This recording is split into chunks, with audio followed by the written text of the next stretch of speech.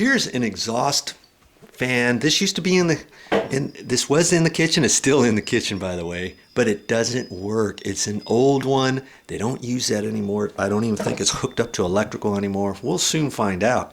She doesn't want that there anymore. I've got to take that down. And I know ultimately I'm going to have to crawl around up in the ceiling, up in the attic, and I'm not looking forward to that exactly, but I know I have to take this portion of it down. I might as well take a quick look at it now and see what I'm going to have to do. You know, lots of it I'll have to do up in the attic. And lucky for me, there's an attic there. If there wasn't, chances are they wouldn't have an exhaust fan here, would they? Or if they did, go up through up into the ceiling joist and go outside the house or what have you. Okay. Well, it looks like there's an old plug here. I'll just unplug that so I know I don't have to mess with that. And usually you'll have a housing, and this motor thing, it looks like it's attached right here. I'm just going to loosen these screws up, and it looks like I can slide that over. I slide it over, and we'll see. We'll see. Yeah. See? Look at that. The old style motor. And just kind of looking at this to see if I can do anything else down below before I get up there in the ceiling and check it all out. Let's see what we got here. Got a flashlight here. Forget how it works. It's not.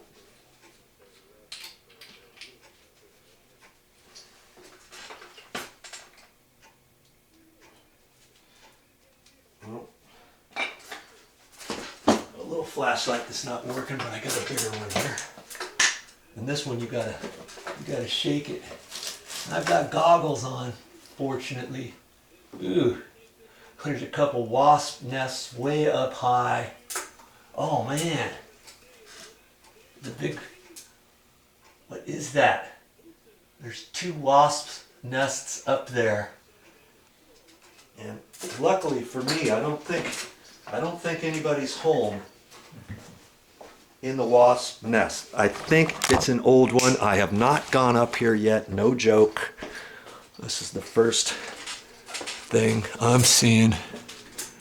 I'm trying to shine you up there. See that right there? Right there.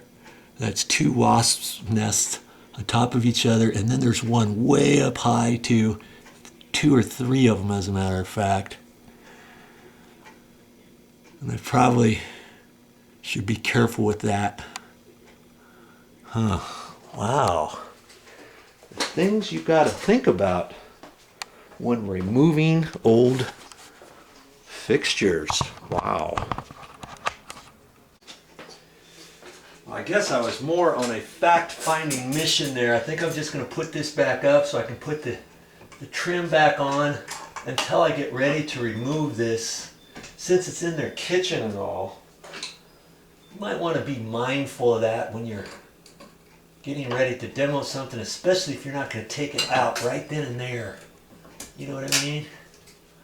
So, and I think I'm going to remove this whole thing from the attic and pull it up out of there. Looks like I can do that. I want to minimize my patch. I could cut this sheetrock all the way out if I wanted, but you know, I don't think I want to do that and make this patch any bigger than it is already. Okay. So, in fact, I don't really need to have that anymore. I just want to get this on. That's why I had to put the motor back on, because there's some threads right in the middle of this.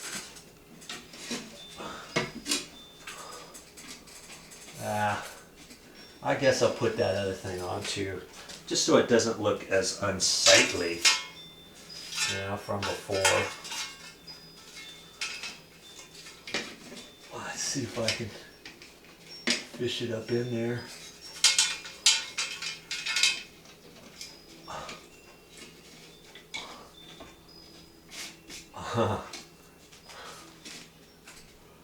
There's a tip for you. If you're going to leave something in your ceiling, you might want to think twice about that and think, oh, it's covered up with the new ceiling or whatever. We're not using it anymore anyway, so I'm just going to leave it. Well, there's wasps' nests up there. And you also have other ducting there that's coming from the ceiling on down, from the roof on down.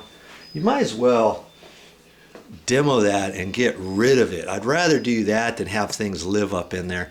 There's different stuff falling from the filter thing now up in here, and you know, it's a nice place for a nice little mouse nest, a rat's nest, whatever, and you could start getting smelly stuff up there and all of that. So think about that.